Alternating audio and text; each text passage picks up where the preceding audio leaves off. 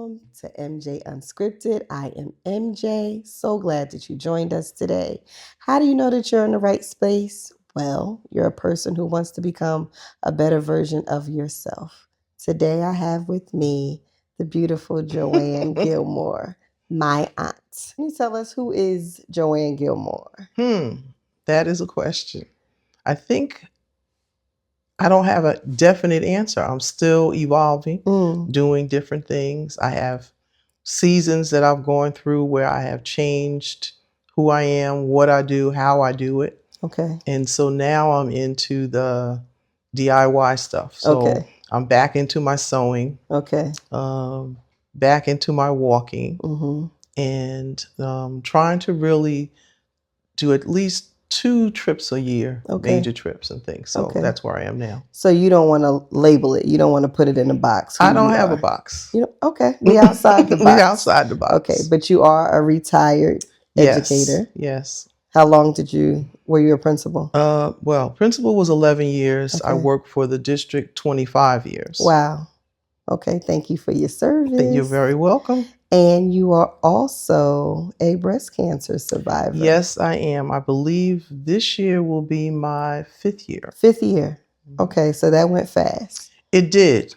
It really did. I discovered it one day in the shower. Then I contacted my OBGYN, and then we went through the tests. And next thing I know, I was set up for the chemo, the surgery, and then the radiation. Okay, so you went fast, and I want to back up, right? So when you first discovered it, like what went through your mind at that time? Like, was it like, what is this? Or well, I knew it was something. I knew it just wasn't a pimple. It was large. Okay. It was back under the back, near my back. Okay, so this was breast cancer. This is breast cancer. Okay. And immediately, I made that phone call to make an appointment to really find out exactly what it was and where I was. Okay. What was the stage, what were going to be the next steps. I wanted to know. Right. So go to the doctor and then you get the news. Yes. How did you feel in that moment? I was a little apprehensive because my position was I didn't want to go back into the hospital for anything. Okay. Because I had been there before for other situations. Okay. And then I know my sister was with me, one of my sisters was with me, and I said to the doctor, okay, so let's do a schedule. What are we doing? And how fast are we going to get through this? Right. You're like, I just want to get done. Yeah. I don't, want to delay. So there's still tests you have to do. You have to do MRIs. Right. And then you have to, and then I was amazed at the technology. Okay. How they were able to, after the chemo was an interesting situation, but preparing you for the surgery and everything they have to do, you are drugged out of your mind of things that they're sticking in your body, getting you ready to help the surgeon pinpoint exactly where she had to go to extract the cancer.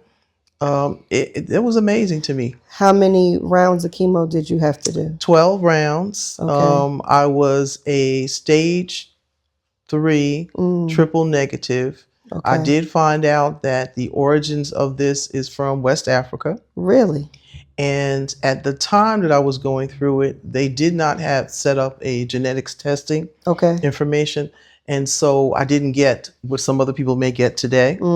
But it was just interesting reading about the information. Okay. Barnabas has this book for you.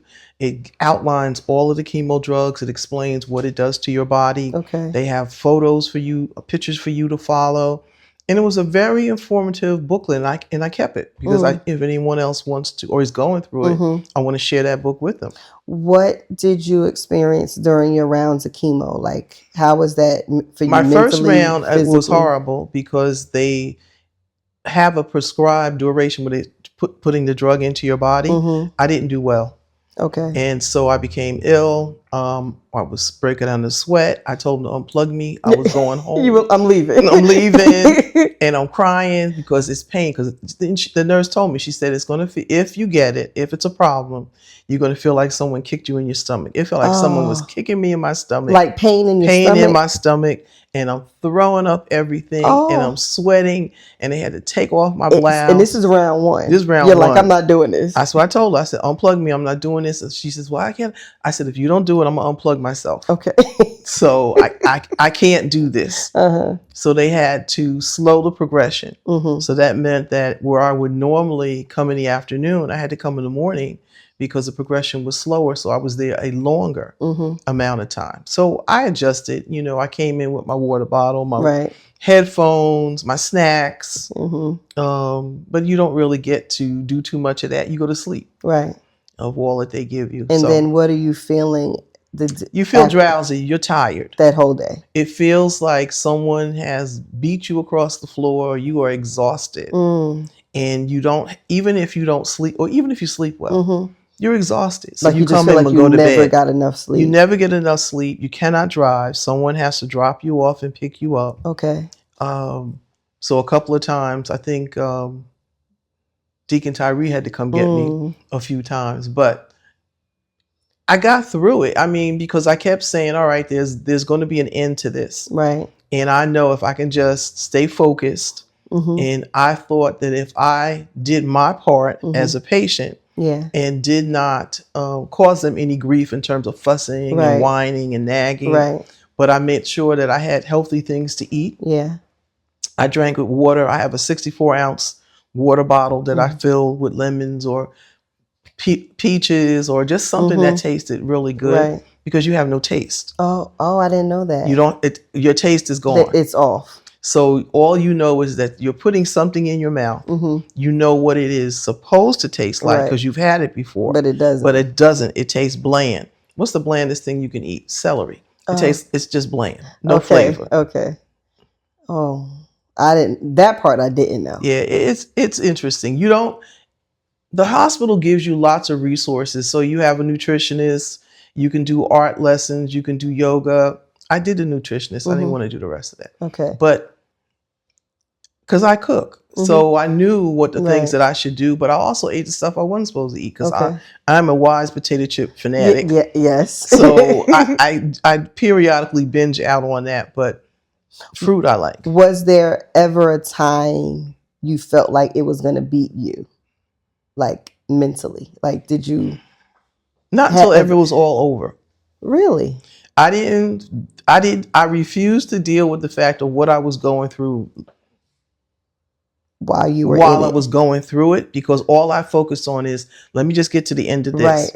And then I have to do part 2, which is the surgery, which was another traumatic experience. And then you have to do part 3, which is the radiation. So one of my sorors in another chapter was going through it, and she was posting on Facebook. So when it came time for her radiation, her skin was all black and blue and bruised.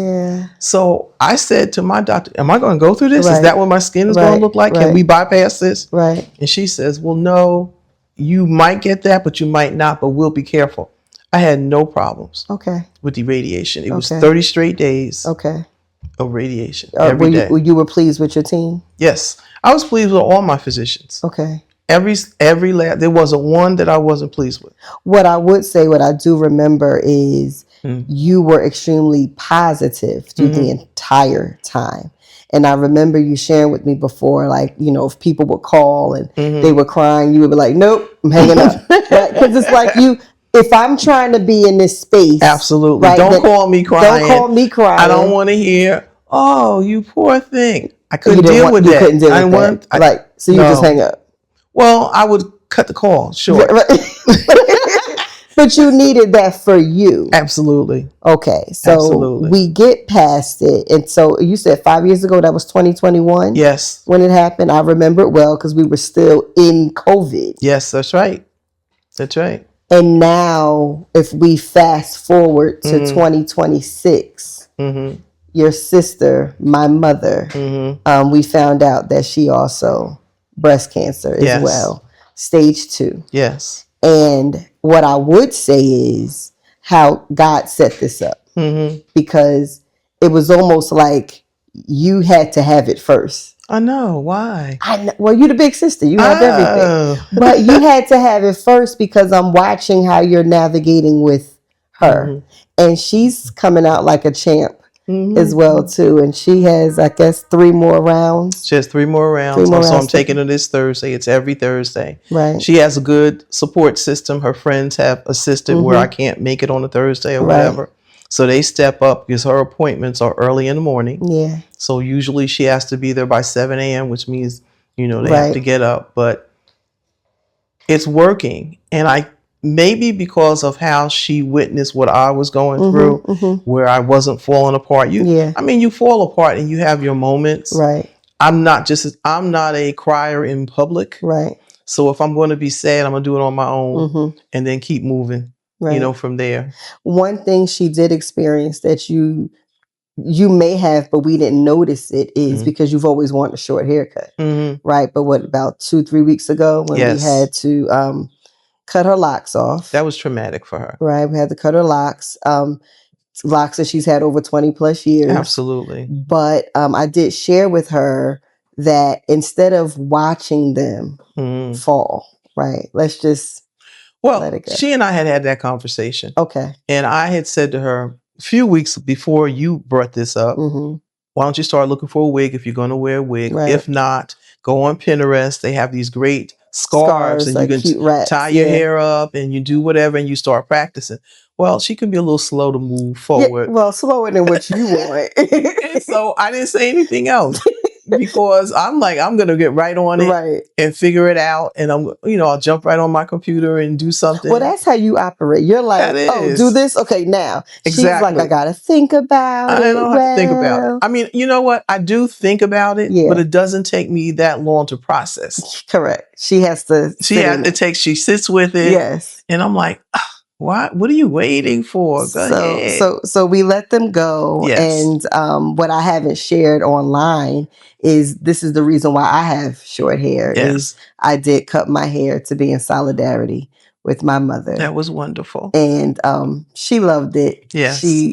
Because I didn't know how else to support on that level. Right. Thursdays, I'm still working. Absolutely. Right. So I'm grateful for you. I'm grateful for her team, her friends who are able to get her. Yes. And I tried to juice. I bought her some soursop. Like, Absolutely. I'm trying from my end. But it was like, okay, she can't have to cut her locks and I still have them. True. So I did let mine go. Well, she saved them. So we'll see what happens. Well, she doesn't have to reattach them either, right? Well, that's what I said to her. Your hair looks fine. But the hair holds energy.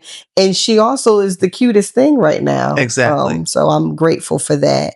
My question to you, though, because you have a story in which you were able to beat this thing, right? And it looks like mommy is doing the same thing. But there's people who their story didn't end the same way, or there's people who their family members, they had to watch them go through. What would you say to someone who is right now dealing with because cancer can attack any part of the body. True. Right? What do you say to that person who's going through it now? And then what do you say to those family members who are watching that process? The person who's going through it, do they have support or they're just going through it on their own? Just anyone, right? Okay. We don't know. Well, I would say stay in prayer. Right. That's the first step. Every single morning, in the evening, or when you're feeling a low moment in your life, then you journal. Right. Journal about the things that you have in your life.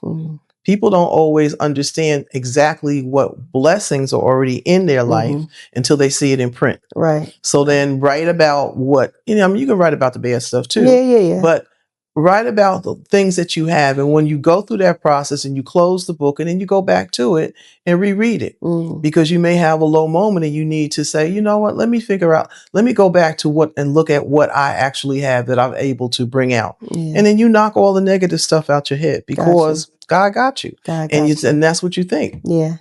So that's your advice for both people? That's my advice for both. And if they don't have someone who is supportive, then be your own support. What does that look like? You're reading books about grieving situations. You're asking questions of the doctors. You get them to help you. Maybe there's a support group at the hospital that you can bond with. Yeah. And eventually you will find someone like-minded. I mean, even I did with radiation. There were the same two Italian ladies who sat in the room with me because they were going through radiation. We were in the dressing room and they were telling me how this was not their first bout with cancer. Wow. One of them had cervical cancer. Okay. And she said, and I know I'm going to beat that just like I did the breast cancer. And so it's a mindset. It is. Yeah. But you never know when you're speaking to someone what's going to come out their mouth that's going to resonate with how you're feeling. Correct. So that's what you do. Well, that's what I did. That's what you did.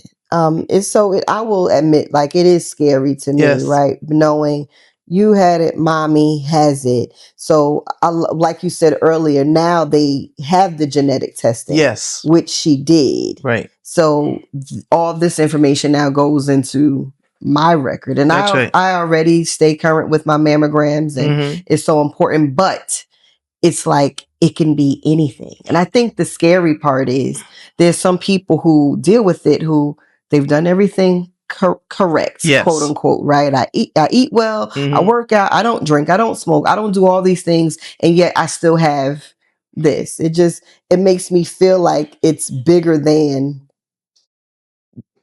what we're eating and things like that. Well, it is. I've been on YouTube. There is an influencer called Tiffany Lumpkin, and she is a beauty consultant.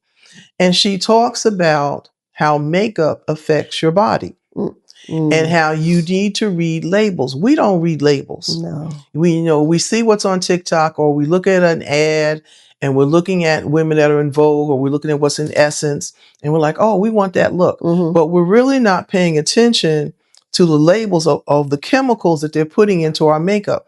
We need to start doing that because some of the ingredients are cancer causing. And I've heard that too with our detergent. Yes. For clothes, right? That's why I use 7 Heaven at this point. Oh, that's a plug. I'm sorry. Okay. I did hear about, but I'm convinced now it's like what isn't it? Exactly. Like, it seems like that list is almost shorter of what it isn't as opposed to what it is. It is. Even to right now, I'm cleaning my oven. I'm using baking soda. I'm making a paste, going back to something that without the easy off and choking me out in the house. I was just telling my students yesterday about vinegar and like different things as opposed to the harsh chemicals. That's right. But our ancestors did it with newspaper and vinegar. They cleaned windows. This is correct. Not just our ancestors. Absolutely. Your but then here we are, we're using Windex with chemicals, and we go for what we think is new or easy and exciting and is quick. But we're also going back to those old remedies. But we were going for those other things because we think it's quick and it also smells good. Exactly. Right? Because vinegar does not smell good. Vinegar does not smell good. True. Yet it's not going to cause any harm to you. That's right. That's right. You can pour it on some beets and eat it. Oh, that's delicious. Exactly. And cucumbers. And cucumbers. Okay. Where can I go? Because this is it's a personal one to me. I've enjoyed all my podcasts, but this one's personal because it's hit my family. Right. But I want to personally on here thank you for the woman that you are to our family, to my cousins, to your siblings. You are the firstborn. You always take charge. And it's not that you don't have feelings. It's not that you don't feel pain or hurt.